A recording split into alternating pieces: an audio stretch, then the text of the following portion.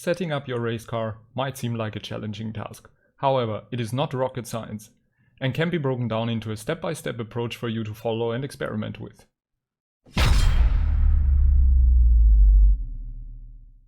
Welcome to a new video with Boonatix, that channel for sim racing beginners and enthusiasts alike. You will find the timestamps and chapters in the timeline below, and if you haven't done so far, please consider subscribing to the channel for future updates, interesting tutorials and more interesting live workshops.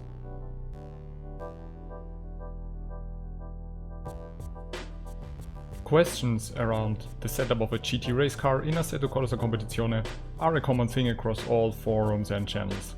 Some sources suggest that it is more important to learn drive a car and get a feeling first before you start messing with the setup.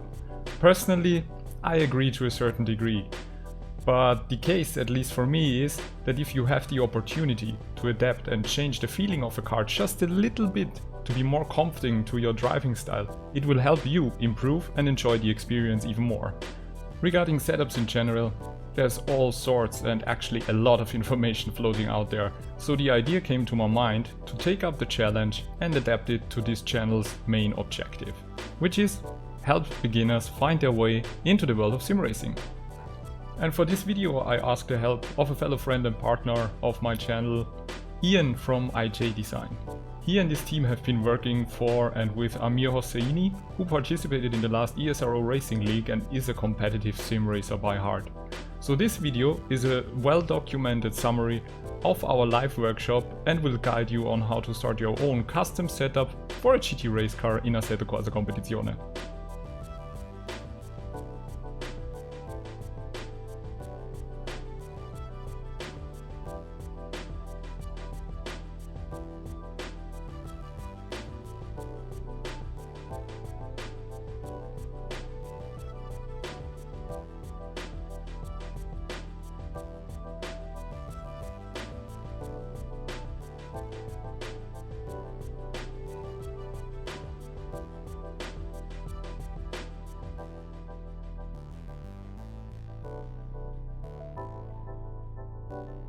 But before I get started, there's one more important recommendation. Never be afraid of doing something wrong or making your car feel worse. Feel free to experiment, save the steps that worked for you, and do not be afraid of making mistakes. Because after all, this is a game and no damage can be done. So before even worrying about the setup of a car, I recommend you take a look at the racetrack. This will give you a few pointers in which direction you should take your focus. Does the track have long straights, fast corners, or is it tight and slow? Should you focus more on aerodynamic downforce or mechanical grip? Are there many elevation changes, bumps or rough curbs? Even the weather and track conditions play a role as well. There are mighty differences between hot and dry or cold and wet setups. So for our workshop, we picked the track Laguna Seca. An interesting and challenging track concept, and to keep it simple for everyone, we focus on the common dry and warm weather conditions. Laguna Seca is a rather technical racetrack. It offers tight corner sections with only a few sectors at a higher speed, as well as noticeable changes in elevation, with the famous corkscrew right in the middle of it all. Before you think about any changes, you need a base setup to work with. And for this, you head into the setup menu and select the base aggressive setup. This should always be your starting point. And after having set this base, it is time for you to head out on track. In this very first stint, you focus on getting a feeling for the car on the track and the different aspects of the aggressive setup. Does it feel like understeering or oversteering? And when does it feel like that? When you're braking into the corner or when you're exiting the corner? Does the car have much body roll from one side to the other, or do you lose the back end when you're accelerating out of a corner? Does the rear of the car move around when you're braking? I always recommend you to do at least 5, up to 8 or even 10 laps depending on your feeling and confidence with the car.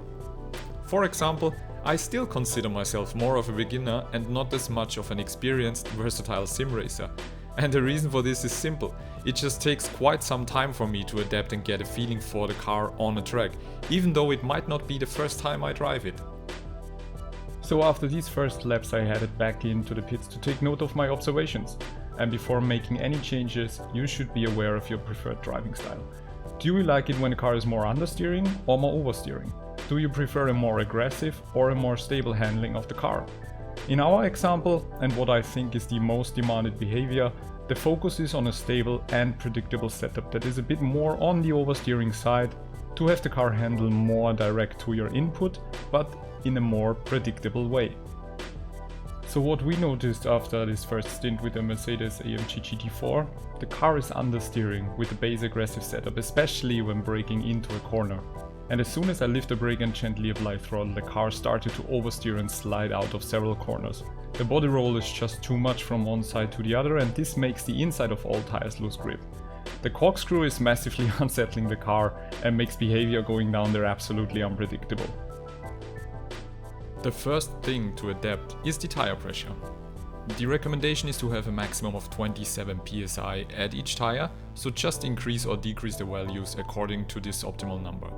But beware, tire pressure can vary and will vary depending on how much heat you generate, so it is important to always keep an eye on all the pressures whenever you change other variables of the car's setup and head out on track.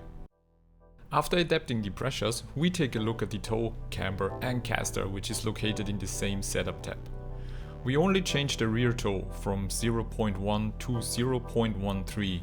This moves the front of the rear tires a bit more inwards and will help stabilize rotation of the car when going through corners.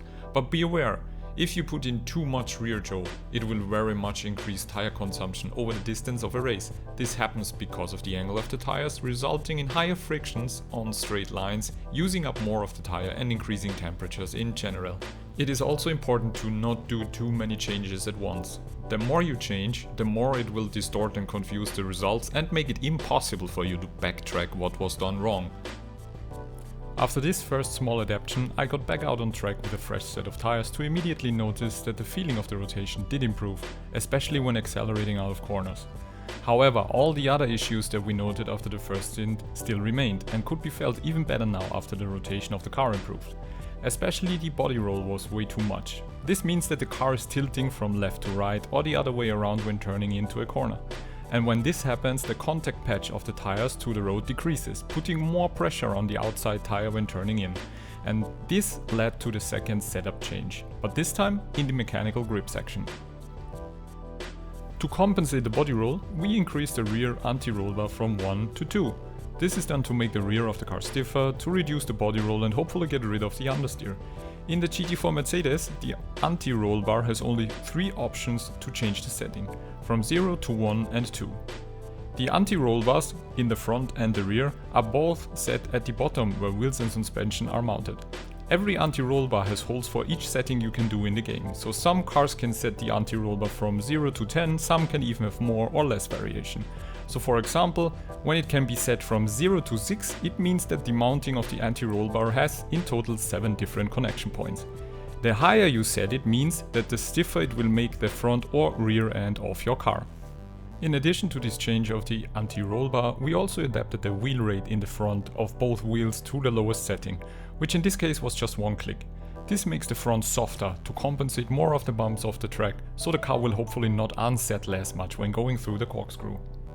Now at this point I should have gone out for the next stint to try out the changes, but we felt confident to put in one more change and act against my previous recommendation. This time in the setting for the dampers. We increased front left and right bump by just 1 click from 10 to 11. Because we softened the springs in the front by changing the wheel rate to the lowest setting, this damper change was done to compensate for this softer setting and help the suspension performance in the front to be more balanced and precise. So after all these changes, I headed out for my third stint. The car was still understeering very much, especially when accelerating out of corners. But on the positive side, the corkscrew felt much better and the car was much more stable and not unsettling as much. So we took a look at the aero part to check the ride height and finally get rid of the understeering. And we noticed that the rear was pretty low in comparison to the front and decided a bold step by increasing the rear ride height up to 110, but at the same time we decreased the rear anti-roll bar by 1 click again to the previous setting. Without this change, we were afraid that the oversteering of the car was probably way too much, and this was an attempt to find a good middle ground in balance of the car. This was a pretty fun stint, honestly. Suddenly the car was massively oversteering, feeling very different and much more agile. But this is what you call unwanted oversteer, and because of that I crashed pretty hard when going through the corkscrew. We even kept trying after that for a few laps, but we noticed the car is just too twitchy, so we headed back to the pits. So because of this we set the rear ride height from 110 down to 107 and also took the opportunity to look at the tire tab and check the IMO of the tires. These 3 letters are for inside, middle and outside of the tire and are there to show you the peak temperature of each of these sections. And what we noticed was that the difference in temperature from I to M to O was 8 degrees Celsius and therefore way too high. The tires were struggling for grip. And the rule of thumb here is to have the temperature difference not higher than 2 degrees Celsius. So the step was to adapt the negative camber of each tire, meaning have less angle of the tire in comparison to the road. And we took it down from -4 degrees to -3.6 degrees in the front and the rear from -3 degrees to -2.8 degrees. After all these adaptions, it took me quite a few laps to adapt, but I was beginning to really improve and trust the car more. It was behaving the way I wanted it to, way more predictive and precise. And this made it possible to push the car further and improve lap times below 1:32s. I was really happy. And for the remainder of the live workshop we just kept looking at some of the Motec for small damper adjustments. However, this is a whole other topic and way too much for this video.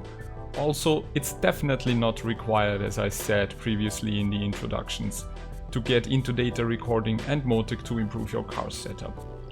So at the end of the long session, I was able to even put in a 1:31.2 with the Mercedes AMG GT4 at Laguna Seca. You will find the full onboard lap at the end of this video. I really hope the explained setup steps are of value to you and were done in a proper way so that you are able to experiment, learn and adapt on your own as well.